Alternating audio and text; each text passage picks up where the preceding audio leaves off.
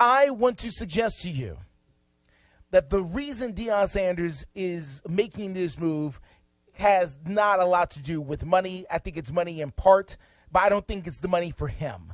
I think it's the money for his son, Shedeur Sanders.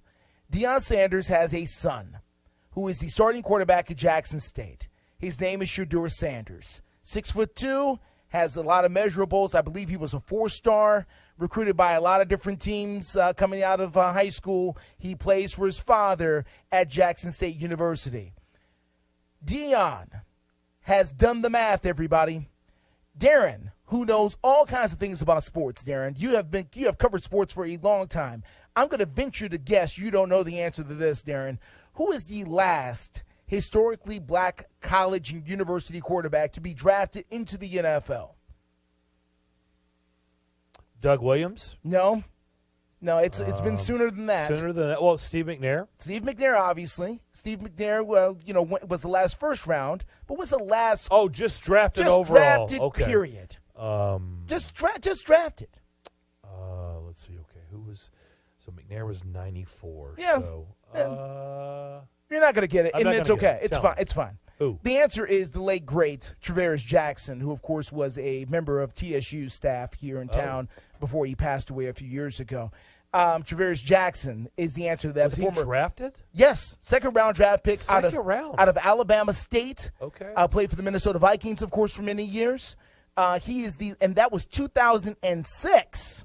Okay? There has not been, Darren, a quarterback drafted out of the HBCUs, historically black colleges and universities. They normally play in the SWAC and in the MEAC conference. Of course, TSU is one. They play in the OVC. There has not been a quarterback drafted, Darren, out of any of those schools since 2006. Not in the first round, not in the seventh round. Deion Sanders wants his son to play NFL football. There is no question about it. He's been very vocal about it. He's had him in Tom Brady's camps. He's been doing everything he can to try to put his son in position to play in the NFL. He has figured out that he cannot get his son to the NFL despite whatever celebrity and power that he has. He cannot get his son to the NFL out of the SWAC. Can't do it. Can't do it. They had a guy last year in the SWAC, Darren, a guy you probably never heard of. His name was Akil Glass. You ever heard the name? No. Okay, that's fine. 3,500 yards passing last year, 35 touchdowns, 7 interceptions, 6'5". Think that might be interested. Think a couple teams might be interested in a guy who can put up those kind of numbers in a Division I school. 35 touchdowns, 7 interceptions, 3,500 yards, 6'5". Sound intriguing? Yeah. No draft. Okay, not drafted. None. Got invited to Tampa's QB room. That was it. Never even made training camp. Not drafted. He looked at the math and said, this is not going to work. If I want my son to play in the National Football League and I want him to be drafted into the National Football League, and Darren, you know, like I do, the better way to get in the NFL is a lot better to get drafted than to sign as a free agent somewhere because, teams have some capital into you. Okay, I'll wind this up by saying this. The move Deion Sanders made this weekend, yes, money, the move is about putting his son in a position where now his son has got 2 years to put himself on a much bigger stage in order to be drafted, and in a situation where his father can continue to shepherd his son, put his son in the best position offensively, make sure that the right systems are run, and make sure that he gets the playing time. And Darren, I'm not upset about it. I get it. I understand it. I just wish everybody else would as well.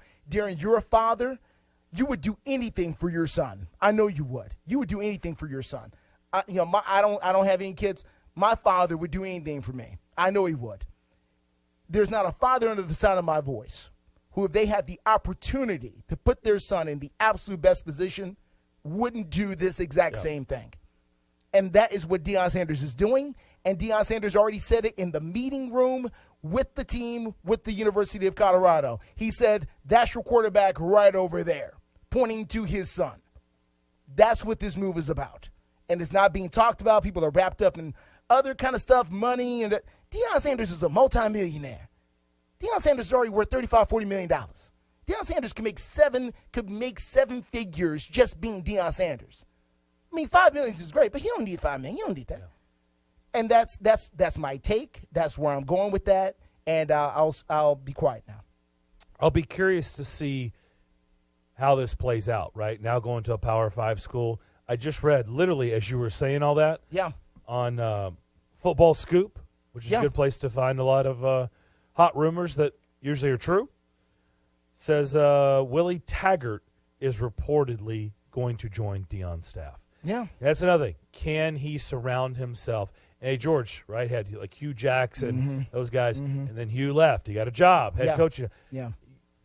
Can Deion surround himself with guys like this? Willie Taggart, that's been a head coach many, many times over at the Division I level, at Power 5 schools. Yeah.